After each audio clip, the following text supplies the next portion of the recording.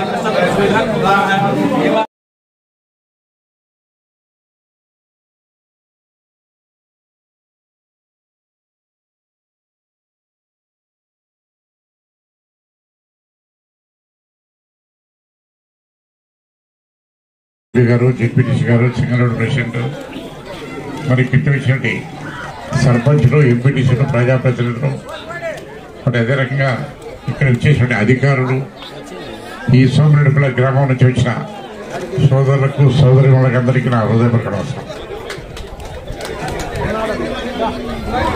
మరి నేనేదో చెప్తాం అనుకున్నా కానీ నాకంటే ముందే మీనాడు మొత్తం A to Z అని చెప్పేసినాడు. A to Z అని చెప్పేసినాడు. ఇప్పుడు ఏం చెప్పాలా అని ఆలోచిస్తాడు. ఏదేమైనా కానీ ఈరోజు మనం చూస్తున్నాం 2014 నుంచి 19 వరకు చంద్రబాబు నాయుడు ఏం చెప్పినాడు, ఏం చేసినాడు. 19 నుంచి 24 వరకు జగన్మోహన్ రెడ్డి ఏం చెప్పినాడు, ఏం చేశాడు. ఒక్క దెబ్బ ప్రతి ఒక్కరు బేరీ చేసుకోవాలని చెప్పేసి మనం చెప్తాం. మరి ముఖ్యంగా సీఎం ఇంత ముందు ఇప్పుడు కంటే కూడా 2019 నుంచి దాదాపు 2 సంవత్సరాల కరోనాతో రాష్ట్రం అతలాకుతమైపోయింది. ఒక రాష్ట్రమే కాదు, దేశం కాదు, ప్రపంచం అంతా అయిపోయింది. రావాల్సినటువంటి రాబడి ఆదాయానికి రాష్ట్రానికి రాకుండా పోవడం వల్ల చాలా ఇబ్బందులు జరిగాయి. అయినా సరే ఎన్ని ఇబ్బందులు, ఆర్థిక ఇబ్బందులు వచ్చినా సరే చెప్పిన మాట ప్రకారము రైతులకు రైతు భరోసా వేశాడు. మరి అదే రకంగా ఈ యొక్క డ్వాక్రా మహిళలందరికీ ఆసరా కింద చెప్పిన మాట ప్రకారము 4 విడతల్లోకి వేశాడు. 45 నుంచి 60 సంవత్సరాలు ఉండేటువంటి మహిళలందరికీ ఎస్సీ ఎస్టీ బీసీ సంవత్సరానికి 18,750 రూపాయలతో 75,000 రూపాయలు అలగేశాడు. ఈబీసీలకు 15,000 వేశాడు. కాపు కింద 15,000 వేశాడు. మరి అదే రకంగా పెన్షన్ విషయం వస్తే మనం చూశాం. ఈరోజు 3వ తేదీ బాబు వచ్చదు.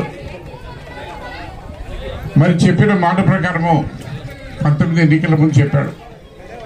ఖచ్చితంగా అప్పటి వరకు ఇచ్చేటువంటి 1000 రూపాయలు చంద్రబాబు నాయుడు ఇచ్చేవాడు పెన్షన్. అది కూడా కేవలం 33 లక్షల మందికి మాత్రమే. 33 లక్షల మందికి మాత్రమే. మరి ఈరోజు జగన్మోహన్ రెడ్డి గారు చెప్పిన మాట ప్రకారము నిన్న 1వ తేదీ ఎప్పుడు వస్తుందా అని పాపం వృద్ధులంతా వెయిట్ చేసేవాడు. మరి 1వ తేదీ వచ్చిన వెంటనే ఇంటింటికి వెళ్ళి మన వాలంటీర్స్ తలుపు తట్టి ఇస్తేగినా వాళ్ళ మొహంలో సంతోషం చూస్తే, వాళ్ళ ఆశీర్వాదం చూస్తే జగన్మోహన్ రెడ్డి గారి గ్యారెంటీగా 100 ఏళ్ళు బతాడు ఆయన. ఎందుకంటే మహిళలంతా ఆశీర్వదిస్తున్నారు ఆయన, ముఖ్యంగా మహిళలంతా. మరి ఆసరా డబ్బు కానీ మరి దాదాపు 66 లక్షల మందికి ఈరోజు పెన్షన్ ఇస్తున్నాడు. 66 లక్షల మందికి అట్ ద రేట్ ఆఫ్ 3,000 రూపాయలతో చూసుకుంటే 20,000 కోట్ల రూపాయలు. 66 లక్షలు ఇంటూ 3,000 20,000 కోట్ల రూపాయలు నిన్న 1వ తేదీ మహిళలందరికీ వచ్చాడు. మున్సిపల్లకు కానీ, వితంతువులకు కానీ, వికలాంగులకు కానీ. అది ఒకటే కాదు, ప్రజల వద్దకే పాలన. ఇదంతా ఏంటి? ఈరోజు మండలాఫీస్ కూడా లేదు, అటువంటి భవనాన్ని ఈరోజు మనం ఏర్పాటు చేసుకున్నాం. మీ పంచాయతీకి అంతా కలిసి ఒక్కటే ఒక సచివాలయం ఉండేది అక్కడ మండలాడ కోట్లో. ఈరోజు ఇదే సచివాలయానికి ఇటువంటి 3 బిల్డింగ్లు వచ్చాయి. 3 బిల్డింగ్లు వచ్చాయి. ఒక్కొక్క బిల్డింగ్లో దాదాపు 12 మంది ఉద్యోగస్తులు ఉన్నారు. 12 మంది ఉద్యోగస్తులు ఉన్నారు. మొత్తం 3 సచివాలయాలు కలిపితే దాదాపు 36 సచివాలయ పర్మనెంట్ ఉద్యోగులు ఉన్నారు. ఇక్కడ ఇంజనీరింగ్ అసిస్టెంట్స్ ఉన్నారు, అగ్రికల్చర్ అసిస్టెంట్స్ ఉన్నారు, వెల్ఫేర్ ఉన్నారు, మహిళా పోలీసులు, అన్ని రకాలకు సంబంధించిన అధికారులందరూ కూడా ఈరోజు మీ దగ్గర ఉంటున్నారు. మీరు ఎక్కడికో వెళ్ళాల్సిన అవసరం లే. ఏ పని కావాలన్నా కూడా ఇక్కడ సచివాలయంలోనే మీ యొక్క కార్యక్రమ పనులన్నీ కూడా జరిగిపోతున్నాయి. మరి అదే రకంగా ఈరోజు మండలాఫీస్ ఉంది. మండలాఫీస్ అంతా కలిసి 8 మంది కంటే ఉద్యోగస్తుంటారు. కానీ మీ యొక్క పంచాయతీలో దాదాపు 36 మంది ఉన్నారు. దగ్గర 50 మంది వాలంటీర్స్ ఉన్నారు అనుకుంటా. 56 మంది వాలంటీర్స్ ఉన్నారు. మరి ఒక కథపాలు ఎక్కేసుకోండి. ఇవన్నీ కూడా జీతాలు ఇస్తున్నారు. వాలంటీర్కి 5,000, పర్మనెంట్ ఉద్యోగులు వాళ్ళ జీతాలు ఇస్తున్నారు. మరి ఇంతకుముందు ఇన్ని మంచి కార్యక్రమాలు చేశాడు. పెన్షన్ ఇస్తున్నాడు, ఆశ్రయ ఇస్తున్నాడు, చేయూత ఇస్తున్నాడు, మరి రైతు భరోసా ఇస్తున్నాడు, అన్నీ ఇస్తున్నాడు. మరి ఇదే ఆదాయం ఇంతకంటే ఎక్కువ ఆదాయం ఉండేది. మన కరోనా వచ్చినప్పుడు తగ్గింది. ఇప్పుడు మరి ఆ డబ్బంతా చంద్రబాబు నాయుడు ప్రజలకు ఇవ్వకుండా ఏం చేశాడు అని నేను అడుగుతున్నా. ఇన్ని లక్షల కోట్ల రూపాయలు ఆదాయం ఇప్పుడు కరోనా కంటే ముందు ఎక్కువ వచ్చేది. ఇన్ని కోట్ల రూపాయలు చంద్రబాబు నాయుడు ప్రజలకు పంచకుండా దాదాపు 2,50,000 కోట్ల రూపాయలు బట్టలు వచ్చి మీ అకౌంట్లో వేస్తున్నారు. మీరెవరైనా ₹1 లంచం ఇచ్చారా? మీరు ఎవరైనా అడిగారా? నాకు పెన్షన్ కావాలని అడిగారా? మీ ఇంటికాడ తీసుకొచ్చిస్తాడు. పల్లెల్లో సామెత ఉంది, అడగంది అమ్మాయినా పెట్టదని. అడగకుండా జగన్ పెడతాడు. అదే ఆయన గొప్పతనం. మరి చూస్తున్నారు మీరు కూడా. మరి తెలుగుదేశం వాళ్ళకి ఇవ్వడంలే, మనం ఎన్ని కాంగ్రెస్ వాళ్ళకి ఇవ్వడంలే, బీజేపీ వాళ్ళకి ఇవ్వడంలే, ప్రతి ఒక్కరికి ఇస్తున్నాం కదా. మరి మనం ఏమైనా తారతమ్యం చూస్తున్నామా? లేదా ఈ పలానా కులం వీళ్ళకి ఇవ్వకూడదు, పలానా కులం వీళ్ళకి ఇవ్వకూడదు చూస్తున్నామా? అర్హత ఉంటే ప్రతి ఒక్కరు కూడా ఇస్తున్నాం. మరి ఇన్ని మంచి మంచి కార్యక్రమాలు చేస్తున్నాడు. ఈరోజే చూశాను టీవీలో వస్తా ఏలూరు దగ్గర ఎదురులో జగన్మోహన్ రెడ్డి మీటింగ్ పెడితే దాదాపు 3 లక్షల మంది అక్కడ జనం ఉన్నారు. పట్టణం చూసేదానికి ఇది కాదు. మరి వాళ్ళ జన్మలో తెలుగుదేశం చంద్రబాబు కాదు, లోకేష్ కాదు, ఇంకా ఎవరైనా పిలుచుకొచ్చుకోవాలి. జనం వస్తారు, చూస్తూ ఉన్నారు. మరి జగన్మోహన్ రెడ్డి గారికి ఎందుకంటే ఆయన చేసిన సంక్షేమ పథకాలు ప్రతి ఒక్క కుటుంబానికి మేలు చేసే కార్యక్రమాలు చేశాడు. ప్రతి ఒక్క మహిళకు వచ్చేటట్టు చేశాడు. ప్రతి ఒక్క రైతుకు రైతు భరోసా ఇచ్చాడు. మరిన్ని అప్డేట్స్ కోసం మన HN9 టీవీ ఛానల్ ని సబ్స్క్రైబ్ చేసుకోండి.